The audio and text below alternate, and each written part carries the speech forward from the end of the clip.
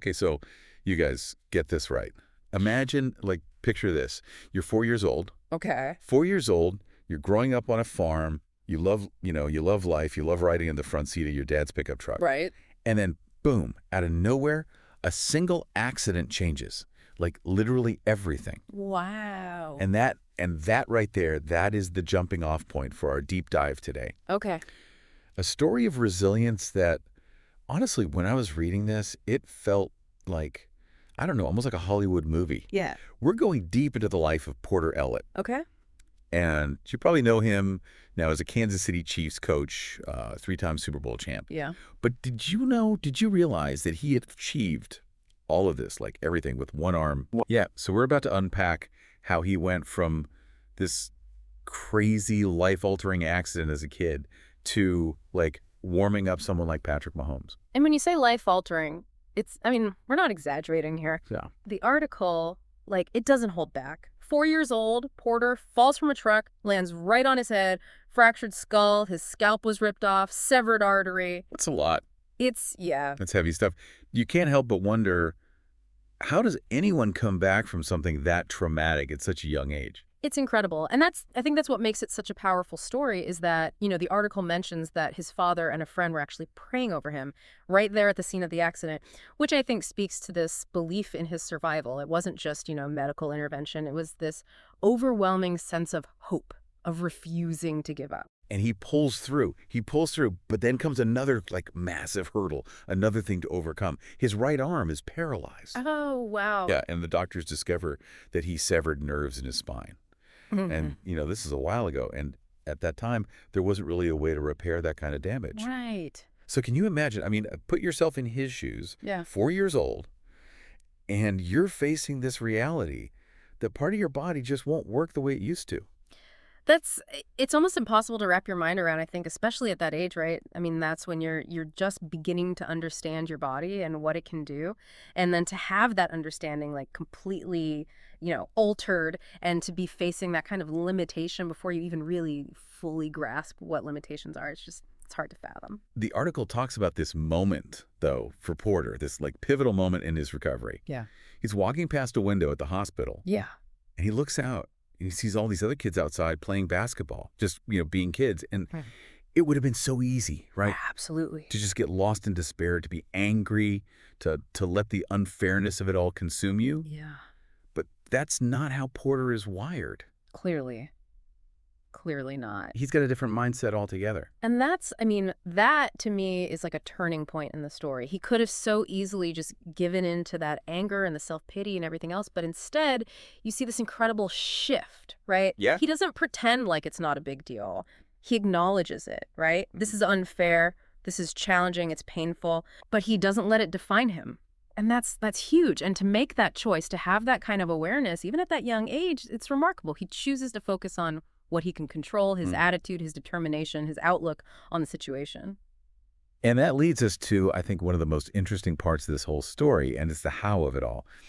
He decides, and it sounds like it happens pretty early on, that this accident, this limitation, is not going to dictate his life. Yeah. So he literally teaches himself how to do everything one-handed. Wow. Tying his shoes, playing sports, you name it, he figures it out. Amazing. And what's so amazing about it is that it's not just like the basics, right? Right. We're talking, this is a kid who loved sports. He loved to be active. And he doesn't just like adapt to participate, this guy. He finds ways to excel. He becomes a standout in high school, playing basketball and baseball, all one-handed. It's like you almost forget how he's doing it when you see him play. It's just this, like, pure determination. I think it speaks to something, about resilience in general, right? It's not about pretending the challenge isn't there. It's more about finding ways to move forward, but like with the challenge. Totally. And, for Porter, that meant developing his own techniques, relying on his left hand in ways that, most people would use two hands for. And he figures it out. It makes you think, like, what if he had gone the other direction? What if he had just been like, well, I guess sports aren't for me anymore? But no, he doubles down. He finds a way. Yeah. And that's where his story takes another turn because, football, the thing that he becomes like known for, it wasn't even on his radar until college. Yeah. He goes to BYU, but not as a player at first. Right. He's working in the equipment room, which is kind of ironic, I think it was all leading up to something. Right. And it wasn't just the love of the game that happened for him at BYU. That's also where he meets Carlie. His wife, and let me tell you, she is a huge part of this story. Like, Yeah.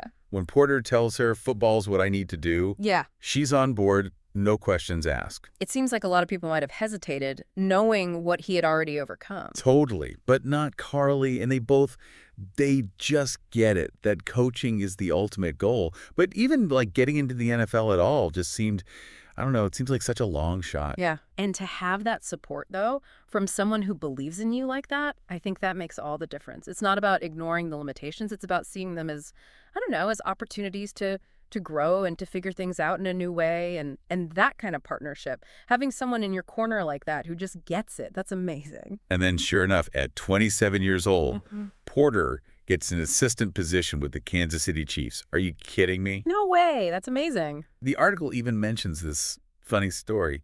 He tells Andy Reid, the head coach, he's like, hey, I'm ready to be your right-hand man.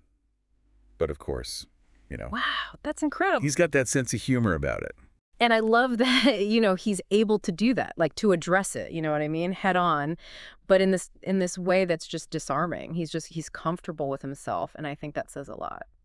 You can tell, like, Andy Reid saw something in him, beyond like the physical part of it all. He saw his work ethic, his knowledge of the game, just his dedication to it all. Oh, absolutely. I mean, you can't fake that. And that's, I think, a good reminder that, our strengths and our abilities are not just defined by our physical attributes. Like Porter had to work harder, had to adapt, had to be more innovative in a way than a lot of other coaches would ever even have to think about.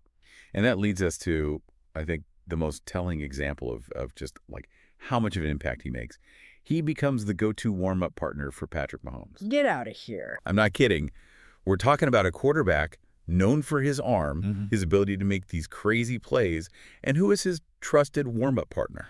So good. A coach with one arm. It speaks for itself, right? Like, it would have been easy for Mahomes to just do this, the standard thing, warm up with whoever, but he chooses Porter. And not only that, he sticks with him even after he becomes the starting quarterback. I mean, that's trust. There's just something there. They have this like unspoken understanding, and you realize that Porter's his value goes way beyond just the physical drills. Yeah. It's not just about throwing a ball back and forth. It's about getting in the zone, finding a rhythm, and Porter understands that mental side of it too.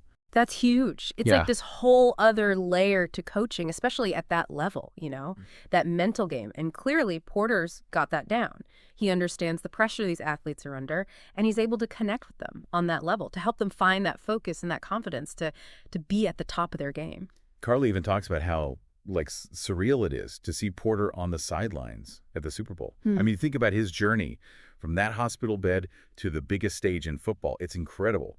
But then what's even more powerful are the stories of the impact he has off the field. Oh, yeah, for sure. Like, the article mentions this young fan in a wheelchair who had Coach Ellett handwritten on the back of his Chiefs jersey. I mean, you can't make that up.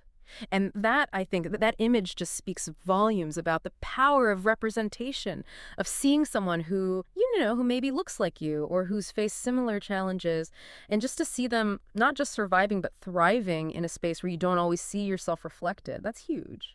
It's like his story becomes bigger than sports. Yeah, absolutely. It's not just about coaching. It's about challenging how we see things, how we define limitations. Like showing everyone that what might look like a limitation, it can actually be a strength. It's inspiring, and I think it goes way beyond just the game, For anybody who's faced challenges, anybody who's felt underestimated, his journey, it's hope, Yeah. It reminds you what we're capable of. It really makes you think about the impact, Like how many people have heard this story or seen him on the sidelines and thought, wait a minute, I can do that too. Right, exactly. Like defy the odds, go after what they want, even if it's hard. And it's not about pretending those challenges aren't there or easy. It's about deciding that even when things are tough, even when life throws you something crazy that you never expected, you still have a choice. You can either let it define you, or you can find a way forward. Exactly. I love how Carlie talks about how Porter, I mean, he could easily just Yeah. be the victim, right? Right. After the accident, all the years of struggle, he could let that be his whole story. But he doesn't. He's like, nope.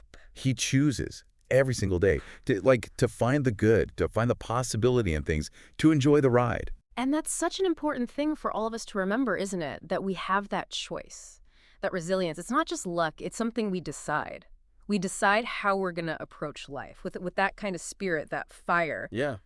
You acknowledge the hard parts, the things you wish were different, those moments that make you question everything, but you don't let them, like, put out your light. It's amazing. This whole deep dive, I'm not gonna lie, it's been a lot, you know? We've gone from this, like, really tough childhood moment to, like, Super Bowl victories, and through all of it, the one constant is Porter, you know? Yeah. His energy, his refusal to be limited, to give up on what he loves, just incredible. And choosing to focus on the good, like you said, even when it's hard. I mean, that's huge. Yeah.